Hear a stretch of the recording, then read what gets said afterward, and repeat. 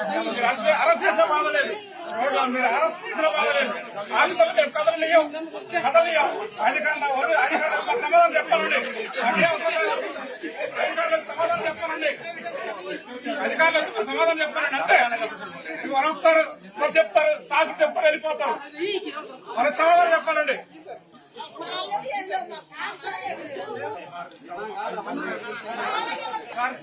మీ MDO గారిను, మీ CEO గారిని, మీ DPO గారితో అడిగి అసలు ఎందుకని ఈ పేర్లు రాలేదు, ఎందుకు మిస్ అయింది, మమ్మల్ని గ్రామస్తులు వసతి చేస్తున్నారు, మీరు ఆన్సర్ చెప్పాలని మేము అడుగుతున్నాం. ఆన్సర్ కూడా లేదు. ఏం చేయాలి చెప్పండి? ఇక్కడ నుంచి వెళ్ళిపోతాం. సమాధానం ఎవరు ఇస్తారు? మీరు ఇస్తారు తప్ప మీరు రాసుకోండి. అడగద్దంటారు చెప్పండి. అవును, వాళ్ళు అడగద్దా? ఏమండి 400 పేర్లకి ఎందుకు మిస్ అయ్యి అనేసి వాళ్ళ హెడ్ ఆఫీస్ లో ఎండిఓ గారు ఆఫీసర్స్ అడగమని చెప్తున్నాం.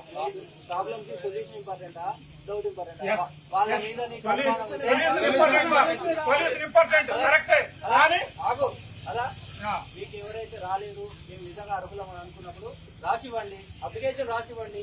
ఆ తర్వాత కూడా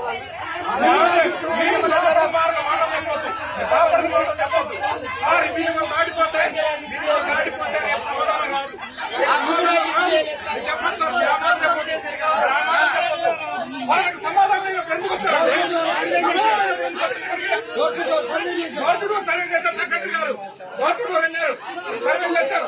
ఎన్నిసార్లు అప్లికేషన్ తీసుకుంటారు? ఎన్నిసార్లు తీసుకుంటారండి? ఎన్నిసార్లు తీసుకుంటారు? ఎన్నిసార్లు తీసుకుంటారు? రీజన్ కాదు అది, రీజన్ కాదు, అసలు కాదు, రీజన్ కాదు. సార్ మీరు కూర్చోండి, మీరు కూర్చోండి,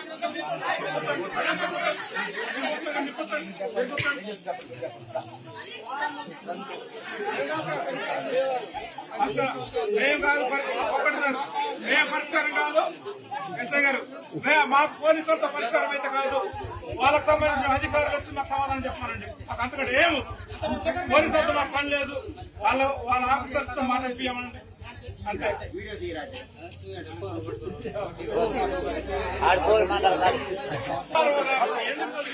సమాధానం చెప్పి సమాధానం లేనప్పుడు మీరు ఉండాలి మేడం, ఉండండి. వాళ్ళ దగ్గర సమాధానం లేనప్పుడు మీరు ఎందుకు వచ్చి